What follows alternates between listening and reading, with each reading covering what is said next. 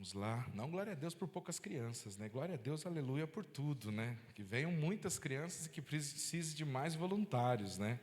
Amados, abra comigo a sua Bíblia em Atos 3. Nós vamos meditar essa noite.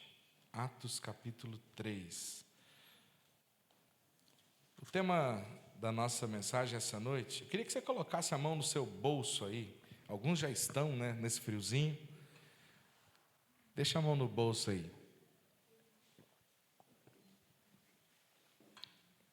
O que tem no seu bolso essa noite aí, meu irmão? A maioria de nós tem celular, né? Ó, no meu aqui tem um clips. O que mais? Eu nem vi o que tinha no meu aqui. Tem um celular. E no outro, ó. Nem pro pastel tem. Vou precisar ser abençoado aí, né? Depois do culto aí, já estou dizendo aí, né? Eu espero que o seu bolso não esteja vazio para o pastel.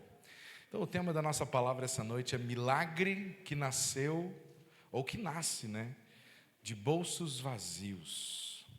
Às vezes, os maiores milagres que nós vamos experimentar e viver são feitos através daquilo que nós não temos, mas daquilo que Deus tem em abundância, amém?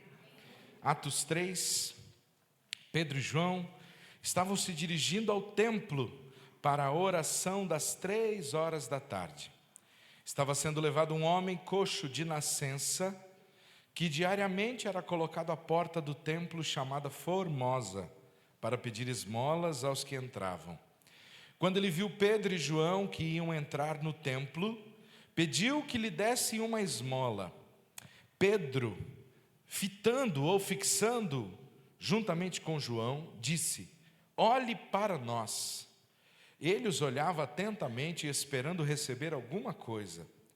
Pedro, porém, lhe disse: eu não possuo nem prata nem ouro, mas o que eu tenho, isso eu lhe dou. Em nome de Jesus Cristo, o Nazareno, levante-se e ande. E pegando-o na mão direita do homem, ajudou-o a se levantar. Imediatamente os seus pés e tornozelos se firmaram, e dando um salto ficou em pé. Começou a andar e entrou com eles no templo, pulando e louvando a Deus.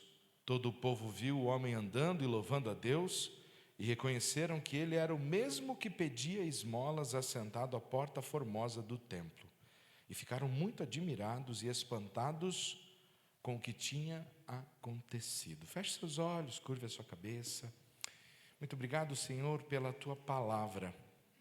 Nós queremos beber dessa fonte essa noite e oramos para que, nesse instante que vamos aqui nos dedicar a ouvir um pouco mais da Tua palavra, nada roube a nossa atenção, nada tire a nossa concentração, mas que possamos compreender tudo aquilo que o Senhor deseja falar com cada um de nós. A Tua palavra é algo extraordinário, Senhor, porque ela é capaz de falar com cada um de nós, de acordo com a necessidade que cada um tem, com aquilo que o Senhor precisa tratar em cada um de nós. Por isso, em nome de Jesus, nós pedimos essa noite. Nós não temos autoridade para declarar ou impor, mas nós estamos pedindo. Fala conosco, Pai, e que a Tua palavra possa vir e transformar a nossa alma, o nosso viver, trazer um discernimento para nós, ó Deus querido.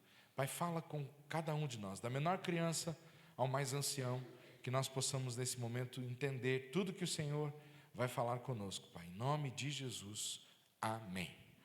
O texto começa dizendo que Pedro e João estavam indo a um culto de oração. Os judeus, eles tinham ao longo do dia, 3 momentos de oração. 9 da manhã, meio-dia, 3 da tarde. Eram momentos onde eles paravam, na medida do possível, né, o que eles estavam fazendo e se dedicavam à oração. E nesses horários, no templo ou nas sinagogas, havia uma reunião, um culto de oração. E veja que Pedro e João, mesmo agora sabendo que eles não precisavam mais seguir certas tradições judaicas, que a salvação não é alcançada mediante tradições, mas eles entenderam que essa tradição era muito mais do que uma tradição. Orar é uma necessidade de todo cristão. Nós deveríamos valorizar muito mais o culto de oração.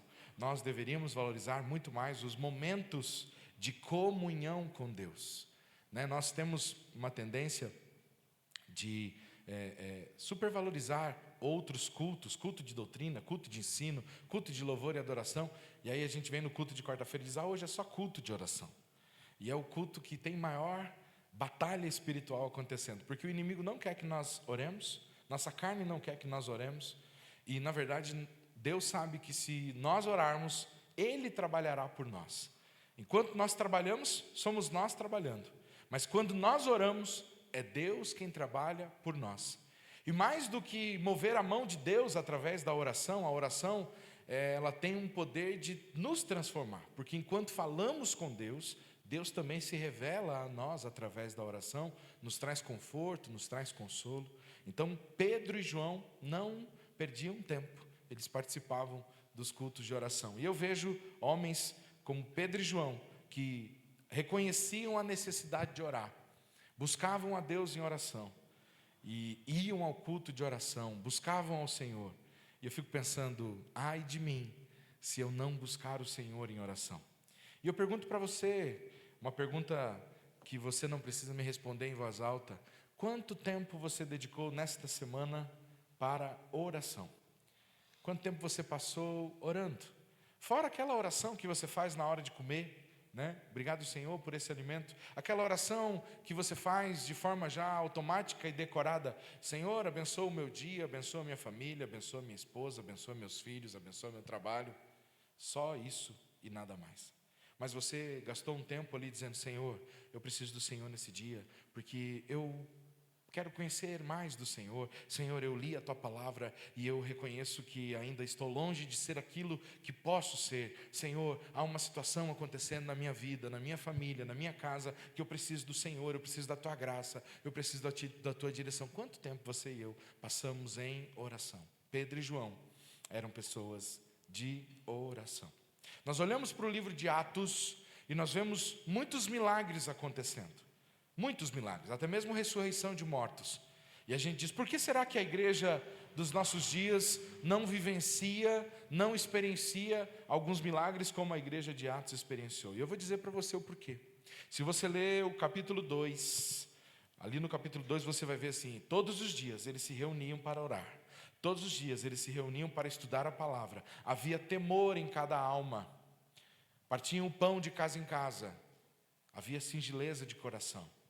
As pessoas buscavam, desejavam, ansiavam as coisas de Deus. Se você olhar ao redor, algumas cadeiras vazias, claro, muitos irmãos merecidamente foram viajar, feriado prolongado, que bom, Se você tivesse a oportunidade, talvez você também teria ido, porque merecidamente, às vezes é muito bom e importante nós tirarmos esse momento. Mas é bem provável que alguns outros irmãos não vieram, porque hoje tinha um amistoso da seleção brasileira. E vamos entrar agora na temporada de Copa. Sábado que vem, nesse mesmo horário, vai estar acontecendo mais um jogo do Brasil. E eu sei que algumas cadeiras estarão vazias. Por quê? Porque alguns homens valorizarão muito mais o jogo do futebol do que o momento de culto. Infelizmente é isso. Essa é a realidade que nós vivemos, Glória a Deus, Marcos, que nós não. Glória a Deus que não.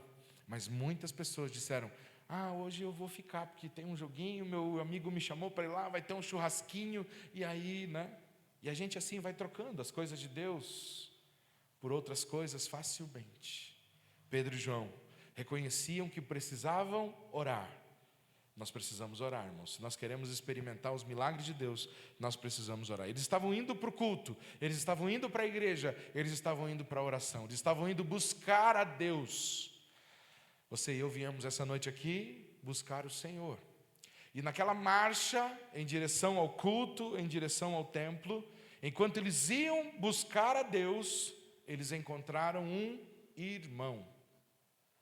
Todas as vezes que nós vamos à igreja buscar a Deus, nós vamos encontrar Deus, e muitas vezes nós vamos encontrar Deus através da vida de irmãos. Sabe qual é o nosso problema? Nós muitas vezes não percebemos que Deus está sentado do nosso lado, que Deus está sentado na nossa frente, porque Deus habita nessa pessoa que está aí com você. Amém? Deus habita em mim, Deus habita em você. Deus habitava naquele coxo.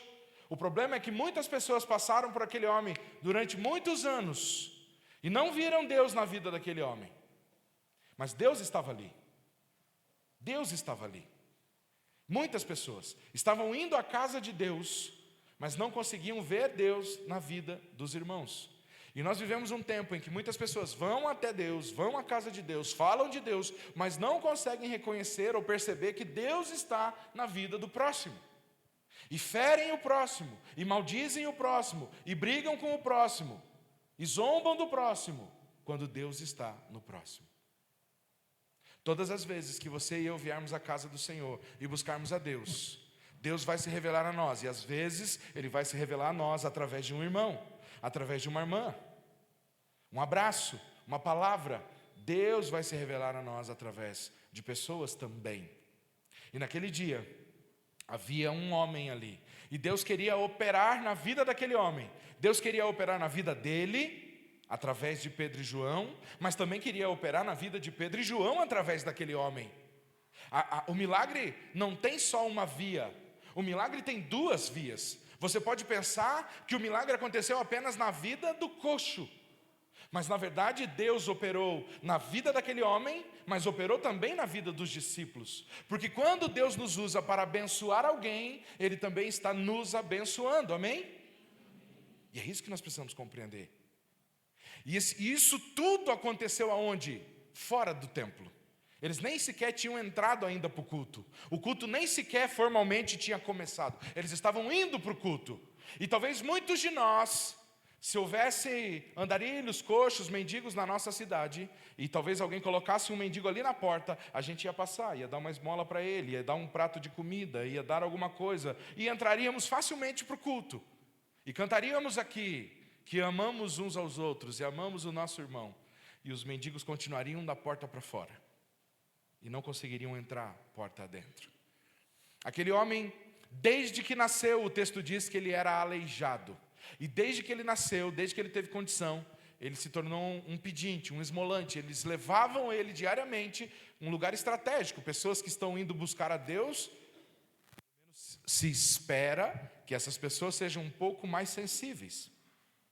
E que tirem um pouquinho daquela oferta que vão colocar no gasofilaço e deem para alguém que está lá na porta passando necessidade.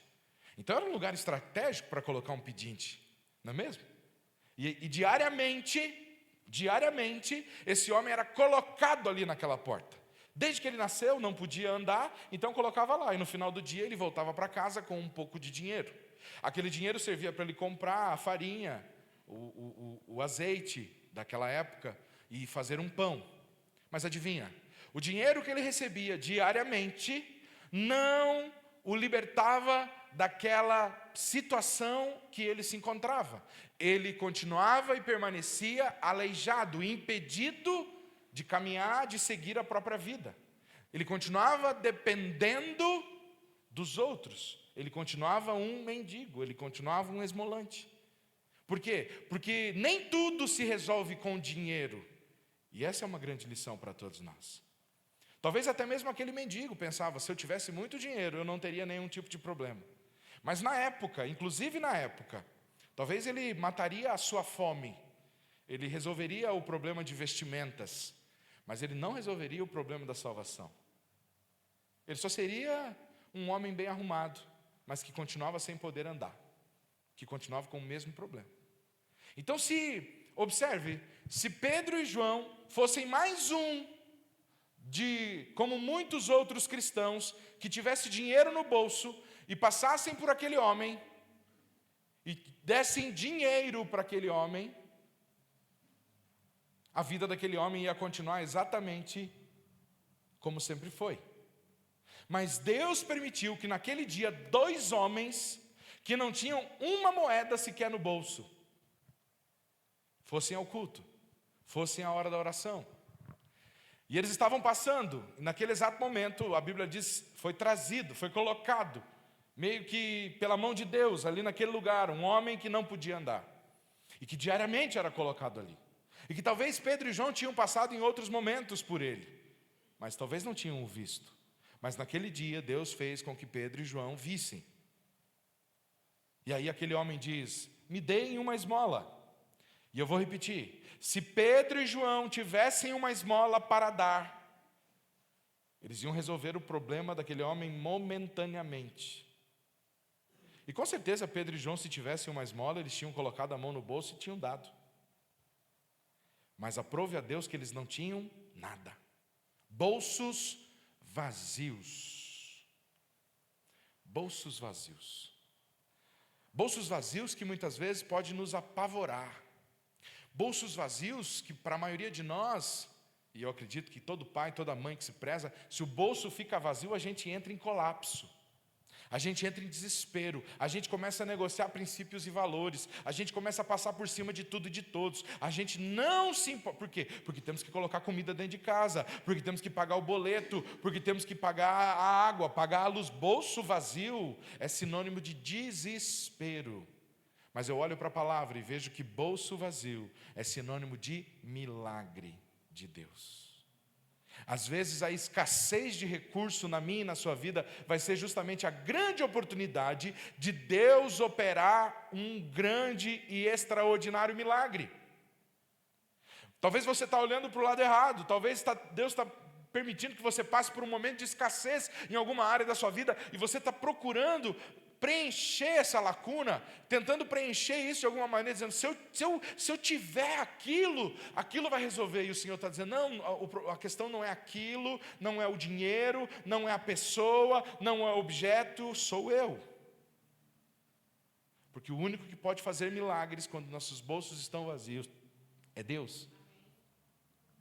E Pedro e João disseram: nós não temos nada, não temos prata, não temos ouro, mas nós temos uma coisa para te dar. E eu fico pensando, aquele homem pensou assim: eles têm uma banana, uma maçã, uma tâmara, né? O que será que eles vão dar para mim? Aquele homem, ao sair de casa de manhã, ele pensou que ia voltar para casa no final do dia com mais algumas moedas, como sempre voltava. Dias comuns também são dias de milagres extraordinários para Deus. Deus opera em dias comuns. Deus não precisa de data marcada, horário marcado, porque Ele é Deus. E Ele opera em dias comuns. Para aquele homem, era só mais um dia comum. Para Pedro e João, era só mais um culto. Mas houve um milagre. Você veio hoje aqui? Mais um culto, um dia comum. Para você. Mas para Deus não, porque Deus tem portas abertas e Ele pode fazer milagres, milagres que você e eu precisamos, necessitamos. Qual que é o problema? Talvez você esteja olhando na direção errada, você está olhando para o teu bolso, está dizendo: Senhor, enche meu bolso, Senhor, prepara uma bênção, Senhor, e o Senhor está dizendo assim: não é sobre isso. O milagre que você precisa é outro, não é de dinheiro, não é desse tipo de recurso. Bolsos vazios também podem realizar milagres. E aí então, o texto vai dizer que não temos prata, não temos ouro, mas o que nós temos, nós te damos. E a Bíblia diz que o homem olhou para eles, esperando receber alguma coisa. E com certeza ele não imaginava que ia ser um milagre para poder voltar a andar. Não é? Ele imaginou que ia receber algum tipo de ajuda. E aí então eles estendem a mão, pegam o homem pela mão direita e dizem: em nome de Jesus, levante e ande. Um homem que nasceu sem poder andar, que era aleijado desde nascença. Agora ele sente as suas pernas se firmarem. Ele sente os seus ossos se enrijecerem, ele sente os seus nervos, ele sente toda a sua estrutura se firmando e ele consegue ficar em pé. E o texto vai dizer que ele não entrou atrás dos discípulos caminhando, ele entrou saltitando, entrou pulando. Amados, o nosso pouco recurso não impede Deus de fazer grandes milagres na nossa vida e na vida de outras pessoas. Às vezes a gente fica assim: se eu tivesse condição. Quem de nós já não se imaginou assistindo num final de ano, ou algum momento, aqueles sorteios que tem na televisão, né? Mega Mania, Aquele mais famoso lá, aquele que vocês jogam, brincadeira. Aquele lá que é da loteria. Mega da virada, essas coisas aí, né? Quem de nós, né? Quem de nós já não ficou ali pensando assim, mas se eu ganhasse esse dinheiro, eu ia construir um hospital. Eu ia fazer uma escola em Bocaiúva. Ó. Eu ia abrir uma creche. Eu ia comprar para a igreja. Eu ia pegar o pastor e a família dele e ia mandar, eu espero que você pense assim.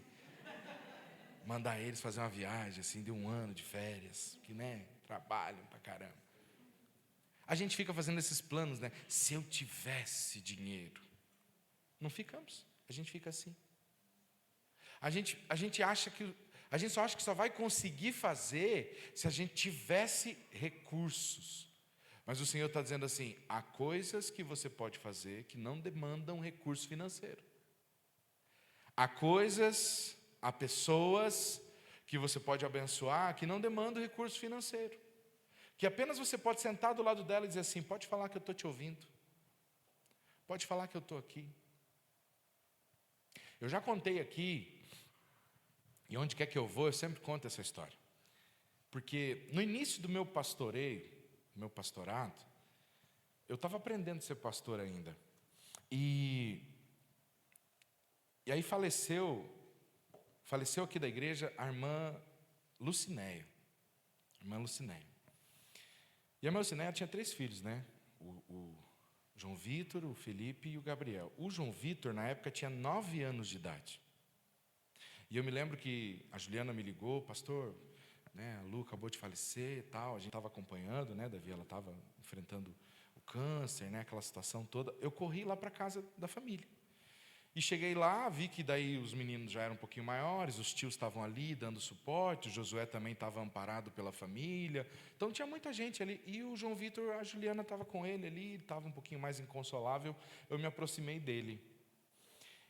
E aí eu perguntei assim: João, o que você quer fazer? O João disse: pastor, eu quero ir na casa de um amigo meu. Eu disse assim. Eu disse: tá bom. Juliana e eu pegamos, colocamos no carro. E eu falei: vai guiando o pastor, fala onde é. Ele disse: entra aqui, vira ali. Chegamos na casa do amiguinho dele. Um outro menino, de 9 anos de idade também. Porque, irmãos, não pense você que pastor sabe tudo. E nessas horas, o que você diz, né? Uma criança de 9 anos. Você abraça ela, você tenta consolar, mas... E eu ficava ali, sabe, dentro do carro, assim, dizendo: Senhor, eu preciso de uma palavra para dizer para esse menino, para essa família, né? Me ajuda, Senhor, tem misericórdia de mim. Acho que foi o 2º velório que eu fiz aqui na igreja, então eu estava aprendendo a ser pastor. E aí eu lembro que a gente chegou na casa desse amiguinho do João, e descemos, o João foi até o portão, bateu palma, e aí então, a mãe do amiguinho saiu. Ô João, só um minutinho, foi lá e chamou o amiguinho.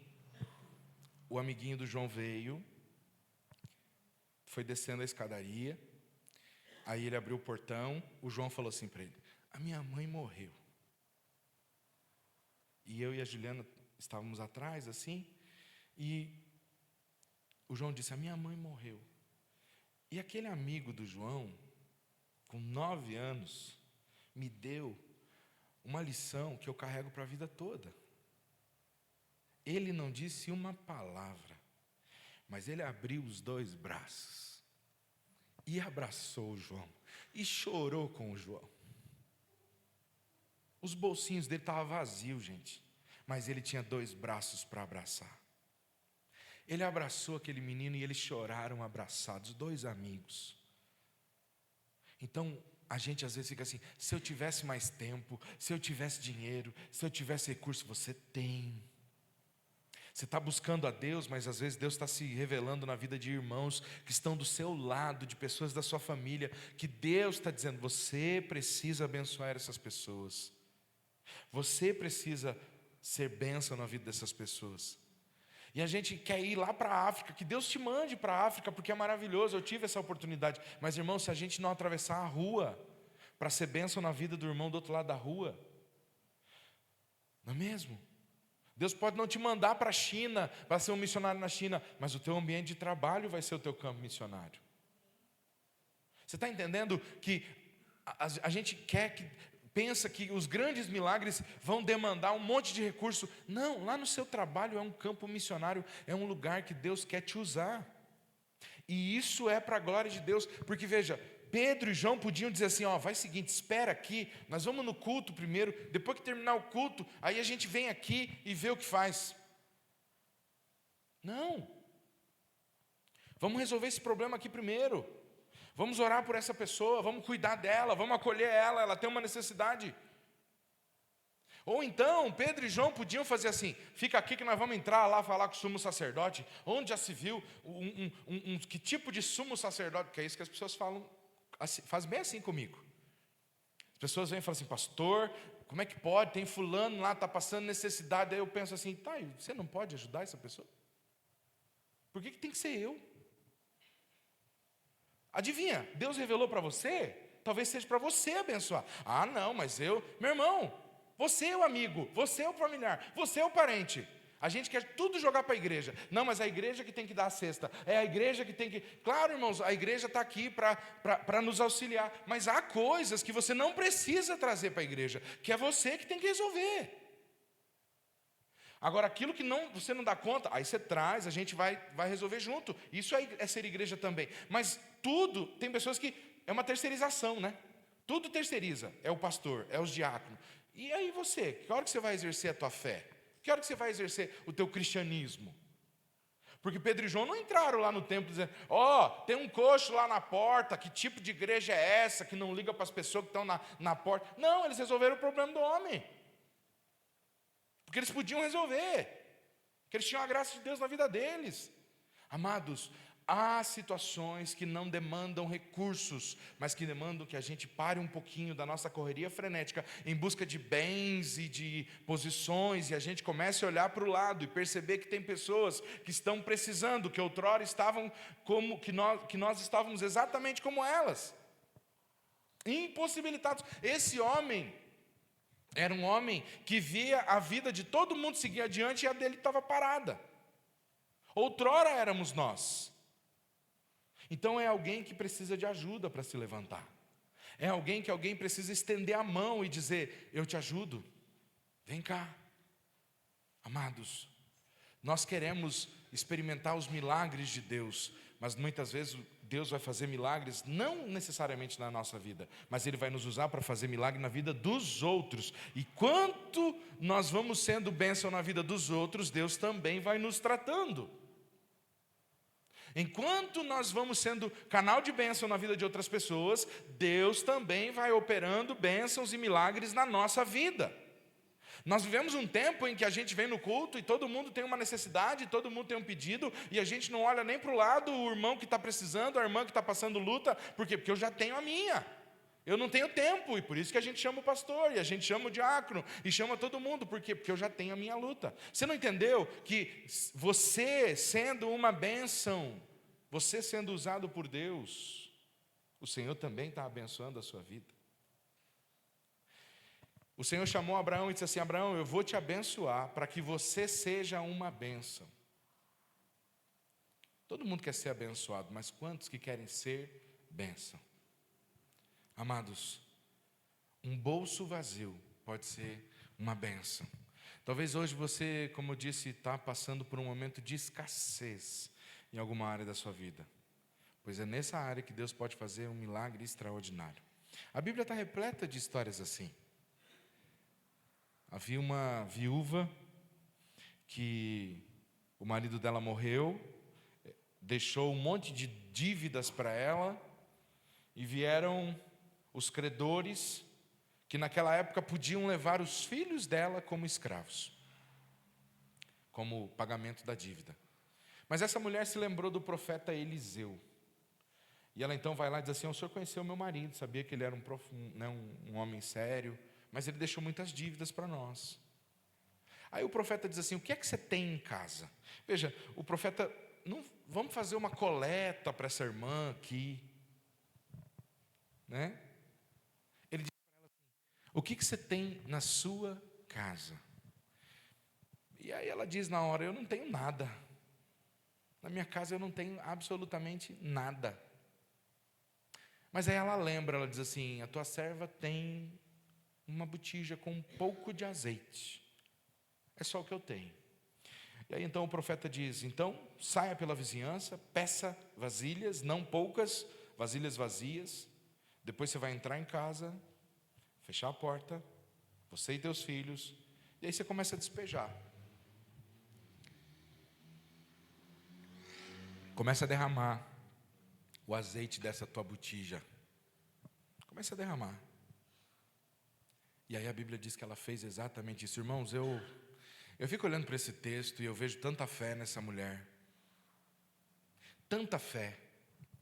Porque você ir na casa de vizinho, pedir bacia, balde, panela, tambor, e trazer para dentro de casa, e aí pegar uma botija, né, que é um vaso pequenininho assim, que tem um tantote de azeite dentro, e você acreditar que aquilo lá vai ser derramado,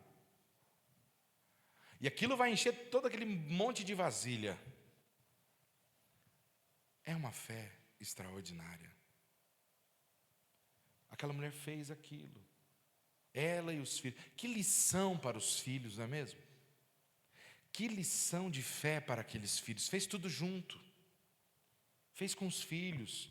Veja, os vizinhos não souberam, porque era um milagre para ela e para a família, que com certeza ela pôde repartir depois com os vizinhos, né? Ela pôde ser bênção para os vizinhos. Vendeu um tanto para pagar a dívida, mas ela tinha agora para repartir. Um milagre que aconteceu praticamente do nada, do pouco que ela tinha. Outra mulher, outra viúva, com o profeta Elias, ele chega, ela está catando alguns gravetos, a Bíblia diz assim, que ela estava catando alguns cavacos. E aí ele diz assim: traga um pouco de água para mim. Ela vai, traz a água. Aí ele diz: agora faça um bolo, um pão para mim. Aí ela diz assim: olha, meu senhor, eu só tenho um pouquinho de farinha, eu vou fazer um bolo para mim e para o meu filho, nós vamos comer e vamos morrer. Aí ele diz assim: faz para mim esse bolo primeiro, porque eu digo para você que da panela não vai faltar farinha, e da botija não vai faltar azeite. E aquela mulher creu naquela palavra, e a Bíblia diz que ela foi e fez assim, e não faltou farinha e azeite, nem para ela e nem para a família dela. Milagres que acontecem do nada, de bolsos vazios, de potes vazios. Meu irmão, você está esperando Deus encher a tua conta bancária para daí você achar que aí você vai poder servir a Deus? Coloque-se à disposição. Você está esperando Deus fazer um movimento, alguma coisa muito grandiosa para daí você... Não, você não está percebendo que Deus já tem colocado algumas necessidades, que você já pode ser um milagre na vida de algumas pessoas. Você já pode ser um milagre na vida de pessoas com o recurso que Deus te deu. Quando Deus chamou Moisés, ele disse assim: o que é isso aí na tua mão? Ele disse: é um pau, uma vara. Ele disse: pois é com isso aí que você vai fazer os grandes sinais no Egito. Meu irmão, um bolso vazio também pode ser um sinônimo de milagre. Eu quero cantar novamente, chamar o grupo de louvor. Nós vamos cantar novamente o último louvor que nós cantamos, que fala exatamente sobre isso. Usa-me, eu sou o teu milagre. E se você deseja ser um milagre de Deus na vida de outras pessoas, vamos cantar junto conosco? Fique de pé e vamos cantar.